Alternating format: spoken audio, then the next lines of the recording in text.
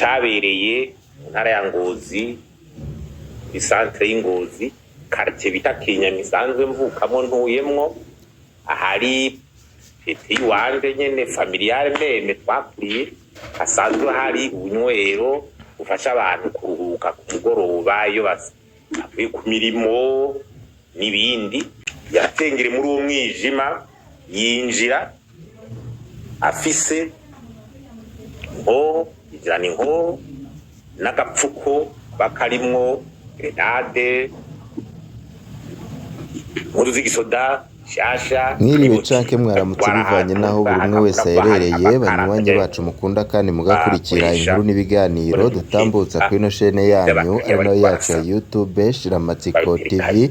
Numwanya w'amakuru ageze ko abari karagaruka ko cyane irya nino mu gihugu cy'u Burundi, aho tuba turiko turagaruka ku makuru abariko aravugwa cyane mu birabana n'umutekano, bivugwa muri politike, bivugwa mu birabana n'agateka kazina muntu mu ntwari ibereye, ndetse n'ibindi byose mwanyigejwe babiriko biragarukwa ko cyane irya nino, kuko twama twabikoze tubashikiriza amakuru amwe namwe ubutegetsi bw'u Burundi butabushaka yuko aja ahabona bivanye n'amabakomeye cyane rimwe na rimwe akorwa n'ubu butegetsi.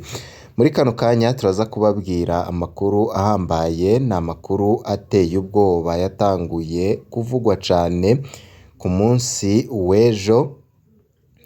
Na makuru avuga ukugene Faustin Ndikumana arongoye ishirahamwe Pariseme amagara yiwe abangamiwe muri kino gihe, aho leta ya CNDD-FDD ngo yoba ishaka kumugandagura.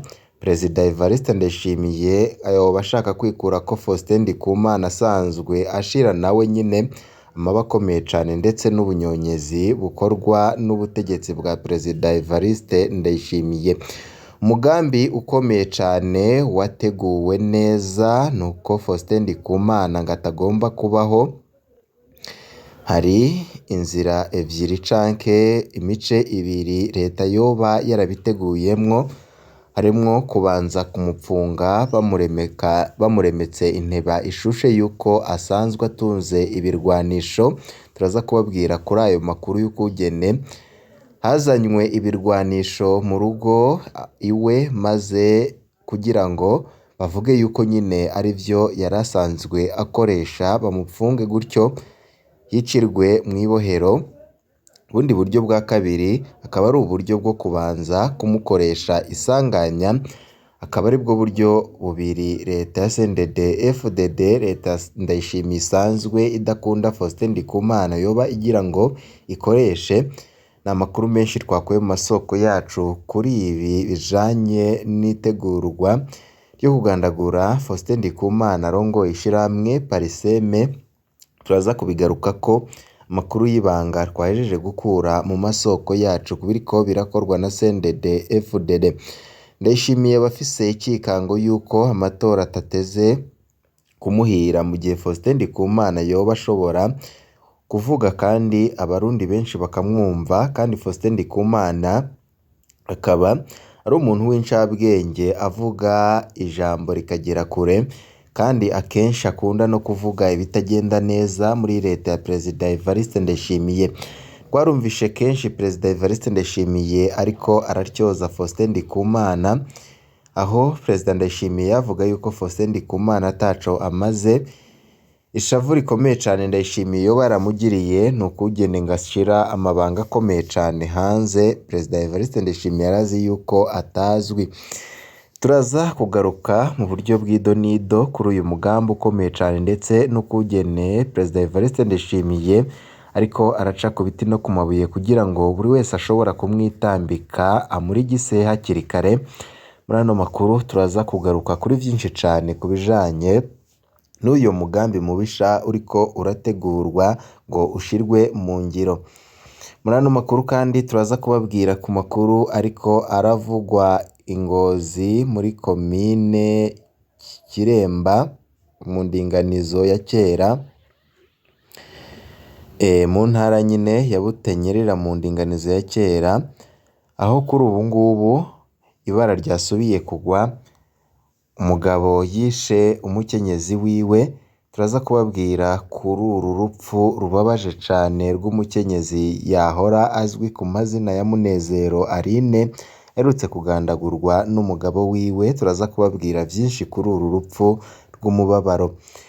Ibi ni bitakubwiye mfunyapfunyo turaza kugenda turabigarukako mu buryo bw'idonido. Nimba utarafyonda kuri sabone canke se subscribe wabanza ugafyondako kugira ngo uze urabana natwe mu nkuru n'ibiganiro twama twatambukishije kuri ino shene yanyu ari nayo yacu mukunda muri benshi Shiramatsiko TV.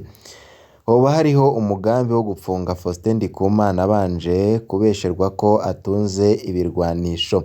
Mbere yuko tugaruka kuri uyu mugambi wa CNDD FDD kuri Faustin Ndikumana ho kubanza kumupfunga, reka tubanze tugaruke ku mugambi wundi mubisha uriko urategurwa wo kuba bamugandagura. Hoba hariho umugambi wo kugandagura Faustin Ndikumana.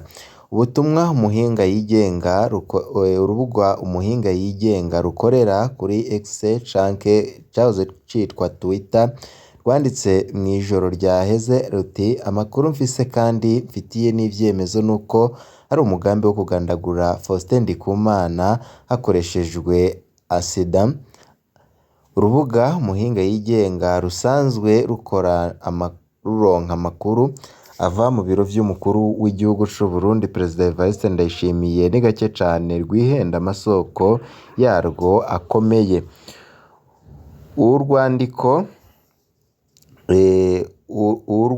Urwandikako turamushingira intahe turamuzi neza.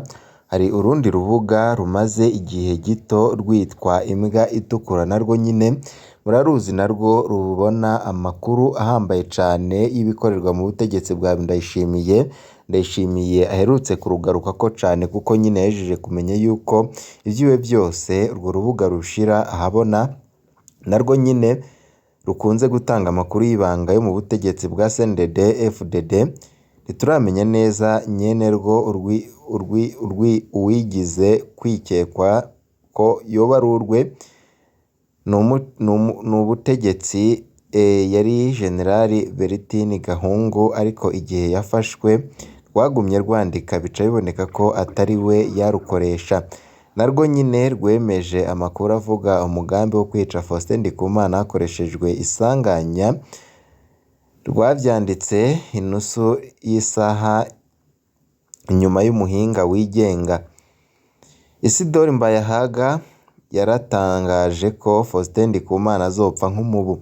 Mu kiganiro Isidore Mbayahaga yahaye uwitwa Juste Gayere kuri YouTube yavuze ko amaherezo ya Faustin Ndikumana ashobora kuba nk'ay'umubu ahendwa n'amashi ukibaza ngo ni impundu ukayapfiramwo iyindi mibu ntihagire uwuza gutabara.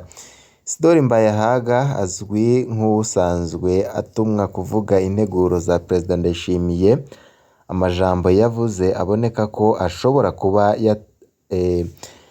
yatumwe guteguza Faustin Ndikumana ivyo shobora kumushikira. Yanagiriye ko atanga insiguro yavyo ngo Faustin Ndikumana akoreshwa n'abanyamahanga bashavujwe n'ubutare buriko burashorwa hanze. Aha yagirije cane ikigega FMI n'imvugo imenyerewe cane kwa Evariste Ndayishimiye. Hagize igishikira Faustin Ndikumana inyuma y'aya majambo si ubwa mbere Isidore Mbayahaga azoba akoreshejwe gutangaza umugambi wa Ndayishimiye. Muri Myandagaro muravyibuka mu mwaka wa 2022 Mbayahaga yatumwe kwigisha ko atamahasa asangira ubutegetsi mbere yuko Ndayishimiye atangaza mu mvugo ifobetse ko General Bunyoni agomba kumutembagaza.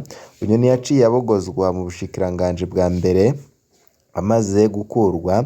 Hakurikiye inyigisho zibisigura muri ya masengesho y'igifyoti no mu gihe c'ifatwa rya Bunyoni muri Ndamukiza mwaka wa 2023 inyigisho nk'izo zaragarutse.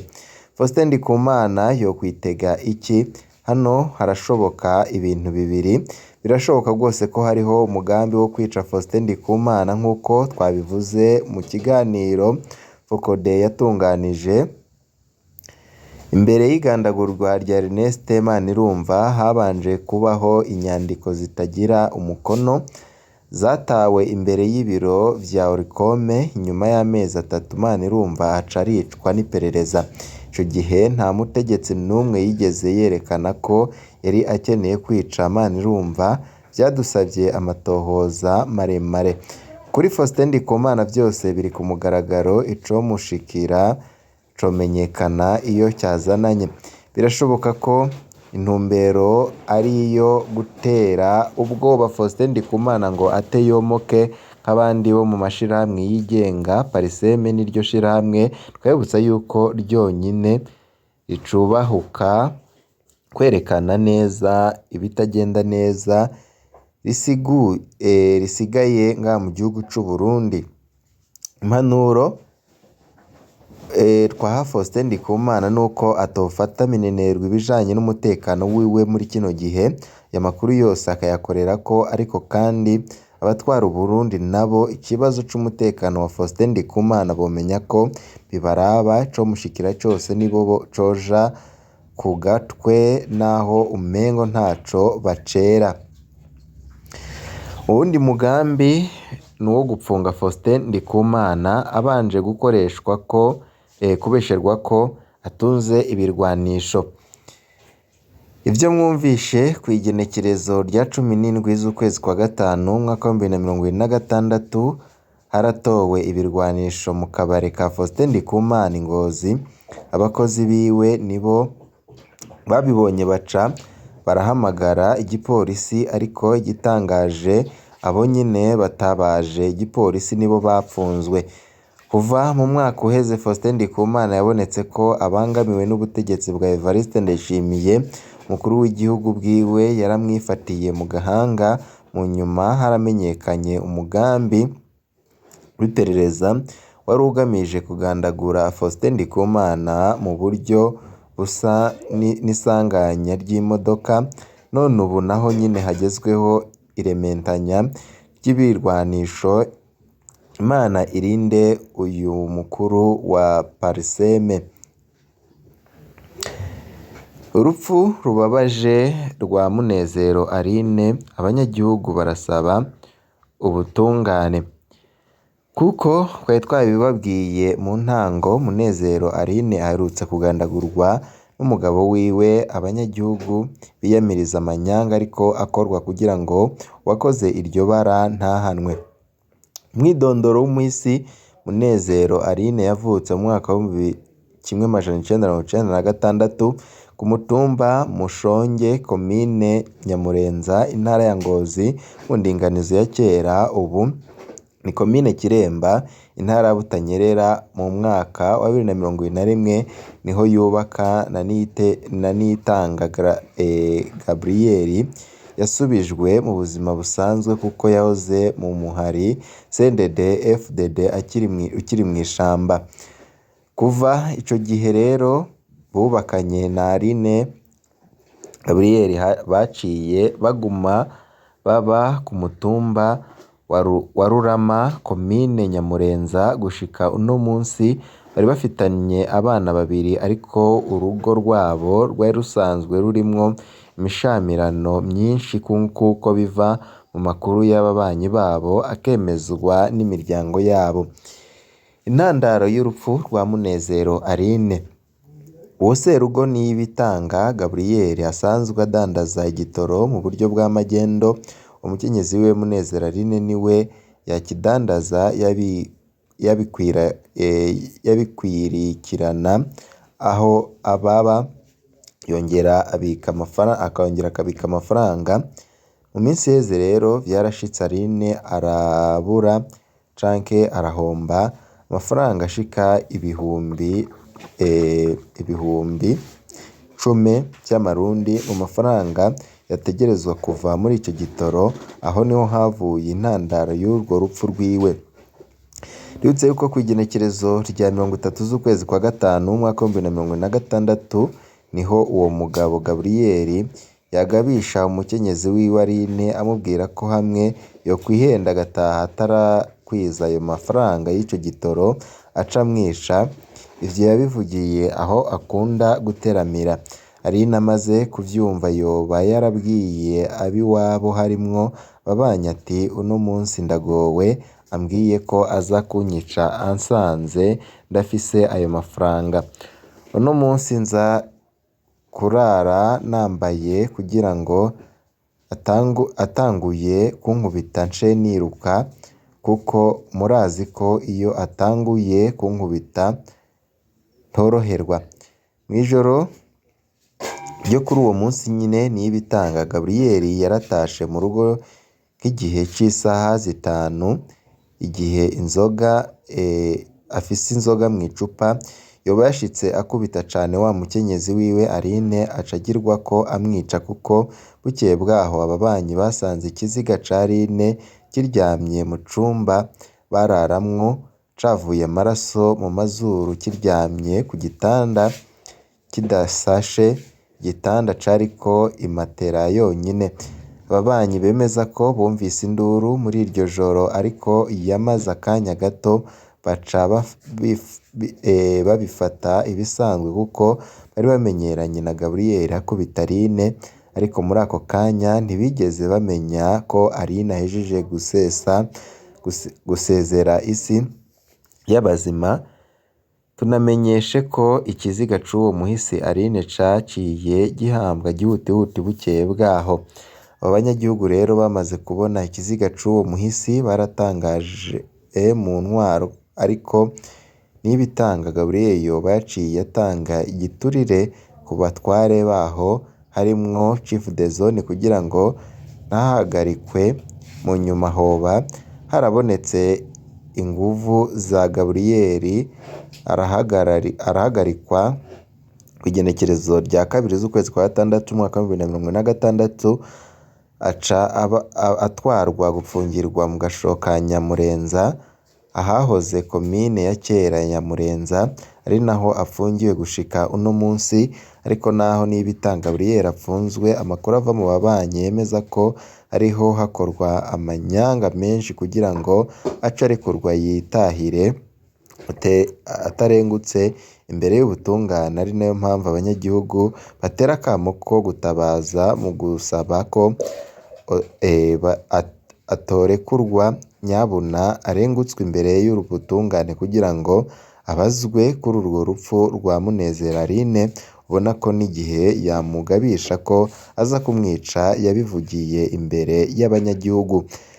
Turahojeje umuryango wabuze, Imana yakire uwayo Munezero Aline.